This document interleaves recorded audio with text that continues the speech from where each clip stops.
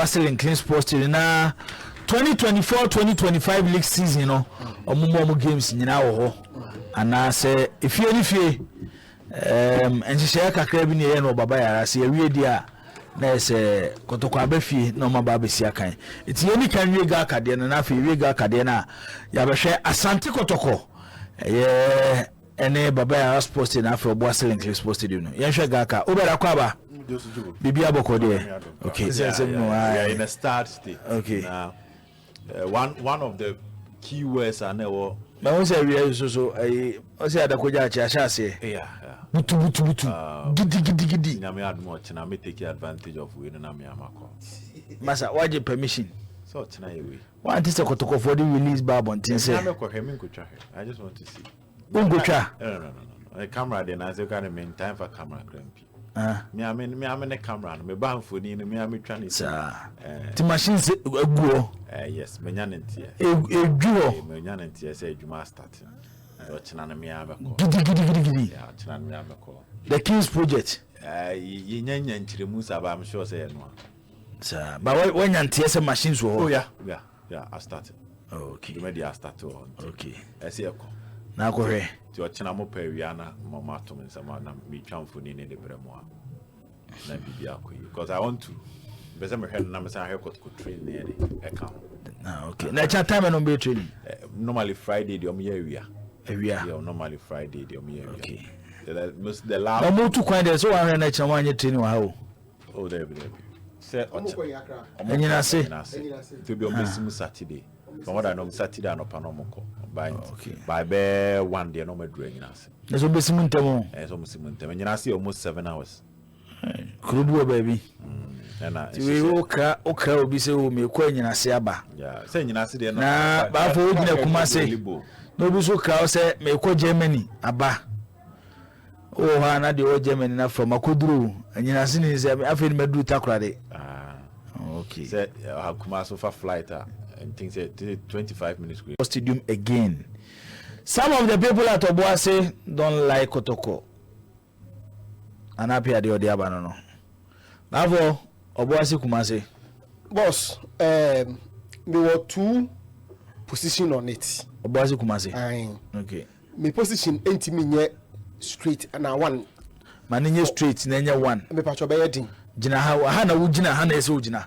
Bayedin. Me ntwampo man to baby. Se me jina ha no mo a nifa baby na hwa na ma Kotoko na mu kra. Me bia me jina bia no se me jina ha nifa baby na hwa na Kotoko na mu no and I even supporters na kwa na ma mo. Abajo same we kire won. Me ka we based information akakra. Yes yewo. Okay. One me know there we have been saying this for some time now. Say you nkofo bo wo Obuasi a. Omofo say ebra as good call anwehie mu no. Kotoko didn't play the big brother role. Man chire nwiado. O man chire. Say ye nwe kuma na ne ho akwa anwehie mu. Tie jumachi. Ye di intentionality anu nti ka ye nyina omachi. Ne no mo fa eti. Some of them even feel say Kotoko do higher places in the Kotoko circus. Like all that they could do was to tell the Impedinforma or more if you want to say, look, I say my Sweden, deal with the individuals involved. As God as an institution, idiot. Say different punishment be near the moment, then can farmer warm.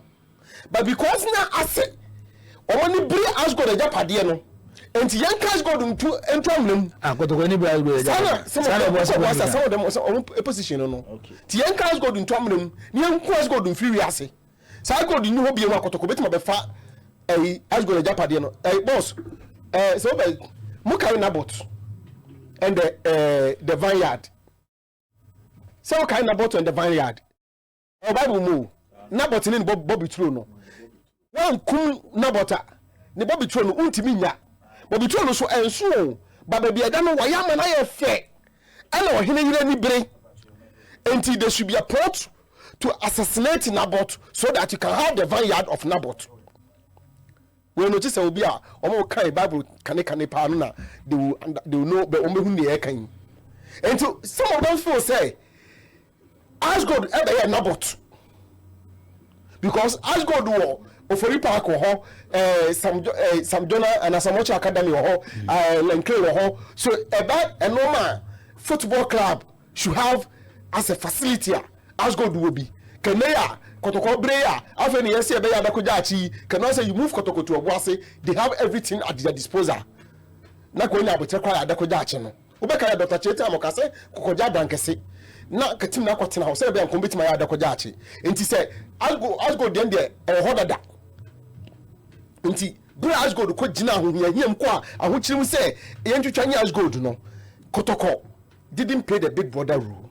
There are those who hold that opinion. Whether it's na entisa no enye na make but udi nkomo fafa ho a sano mo mu nyina no ka e kire wo ya omo susu a omo fo say ko asgold no oba football mu as a football club no enche woni Kotoko omo ayonkofa amma ya na wontem da bi omo ko da bia no omo ko ene asgold nya asama Kotoko asama be fa na japade so ya eno so ho no paso so atiase itipa now ya omo fo say asgold call into football wilderness no ama Obuasi kro no as far as sports is concerned no as a kro ni ho particularly sir enclave na stadium ni sie no businesses wo ho no as a edu weekend ya nanka ekosoro pa and that Kotoko ban and say ya kakra ya no business na start shoot up football any sports so what there the boa economy of every community state and as a country bia it is offer Obuasi na dance minor every weekend bia no Kotoko presence no ebe boost to the economy of the place enti Kotoko ba wa no mo and Kotoko abayi no ebe boa nti even though he has gold for all right but sisi ye no ye tim kwada ni ba bia akọ enti yema Kotoko ntena and omu akọ ye nua kumagidi anamo enu ntina odi ani mu ko odi ne ho apianim minim se ba ne di ni writer the open independent MP ho no yeah ni di ano odi ne kokko na omu koto 100 pieces of ticket adi ma Kotoko supporters say ya de jimo akwaba adi ma betina ananye di ana mo na yibe kana say so Richard say na what say okay wrong identification okay ntino mo abepa jia mo che okra okay to agia tum yeah ebo ato ne yam gidie na ne gidie se de yes Saturday gidie na be on where the campaign client teachers am say ma I don't know je say so Kotoko told their leaders to go and stake bet no I'm no but that is why the point was that there is an institution as good and there are individuals the leaders he's talking about those leaders could have been punished and then the institution as good could have been saved. Get it. It's as simple as that. It's raining now because of time.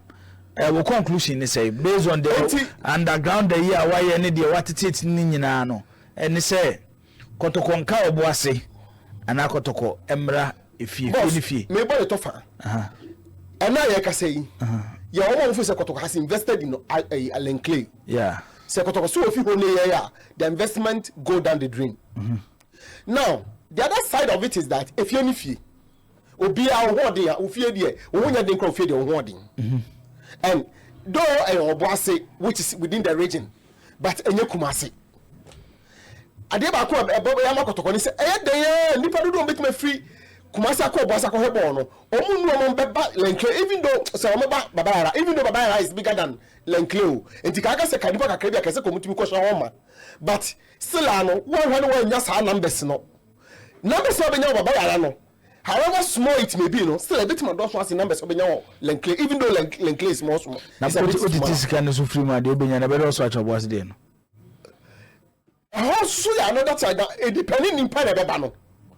Say, when you're depending more, say out if you bit mass of Wasidian, even though Wasidian, almost next to nothing, if free, virtually free.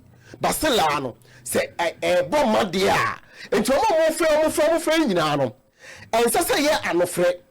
As I say, your friend say, your friend, yet me the Nippon will go say, San Nippon who last season, there no Monka or Basso.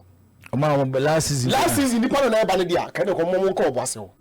But say, on betting me, up more dear. A bit what it is here. The Becatchin still on a very better than a dear Basso. Let us see. We do not see crown. our friend who say, and now I can say, as of today, say almost on the end of the year. Baba, any dugout, any scoreboard. Other materials or equipment has also been moved to Accra. Okay. And on the basis of some of the ban at the battle because almost say a lot of the international matches in Sisamo Accra. It is almost say Kotokombrano. Almost for some teams Kotokoba on your dugout, on your floodlight, on your scoreboard. Manuesi.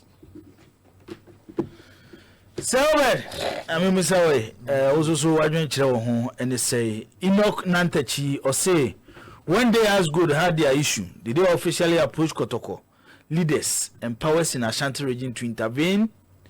And no, no. Kobe Cube, Edifree, Italy.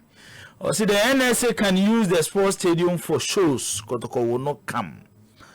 Kobe Cube, so there, out there, abandon. Sir Obed, I'm telling you. Well, the whole conversation and the hidden because the agenda was then from key people within the NSC now.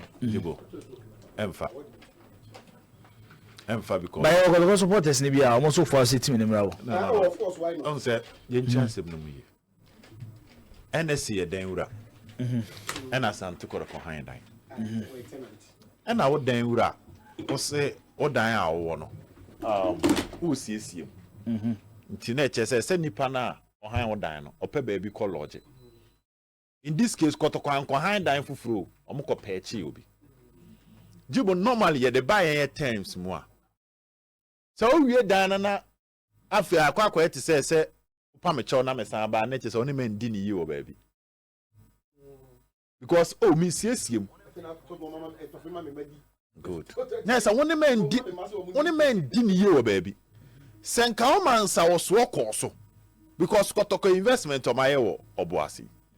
If initially Nanka conversation was after about 3 matches, you guys can come back to Babayara. When you're sure Senka Kotoko bear that investment or Boasi. What's in common city? So it clearly shows that after say NSA at this statement. You ever started league na NSA this statement by you.